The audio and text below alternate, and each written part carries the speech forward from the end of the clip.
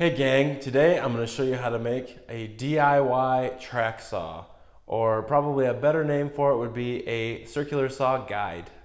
The stars have finally aligned. This is a project that I've been wanting to do for a long time, but I've been waiting to have the right scrap wood lying around, and I certainly wasn't about to go and buy wood just to make this simple jig, if you will. So we're going to do this real quick. It's 2 pieces of wood, a couple nails, a little bit of glue, and you have yourself your own DIY track saw, which will make circular saw cuts much easier and much cleaner. I really hope you enjoy this video. It's going to be a quick one. Don't forget to share it with all your friends because I'm sure they're going to love me too. And as always, don't forget to subscribe. If I get just another 500 subscribers or so, I'm going to start making tens of dollars a month. And with that kind of cash, there's really no telling what I could do. The first thing I'm going to do is rip down a narrow, approximately 3-inch strip of 1/2-inch plywood, because that's what I have on hand, and I made sure to keep the factory edge toward the fence. If you notice the printing on the board there, that's the factory edge. That's the one you want to have your saw up against when you're all said and done. For the other piece of wood that you see here, I just used a scrap piece of 1/4-inch plywood that I had laying around.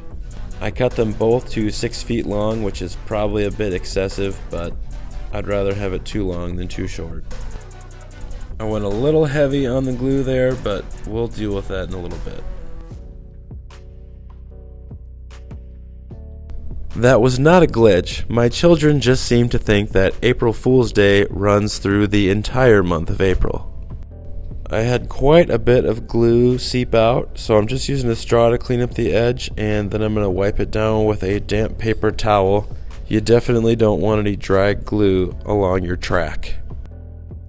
Once the glue is dry, we are ready to cut off the excess 1/4-inch ply, and the project is done. Let's see how it works. I'm just going to line up the edge of my track on the marks that I just made and clamp it in place. That's really all there is to it. The edge of my track and the line I want to cut should line up perfectly, and from there it should all be gravy. I wish I had sprung for that left-handed circular saw. We'll see you next time, and don't forget to comment below to let me know what I could do to make this track saw even better.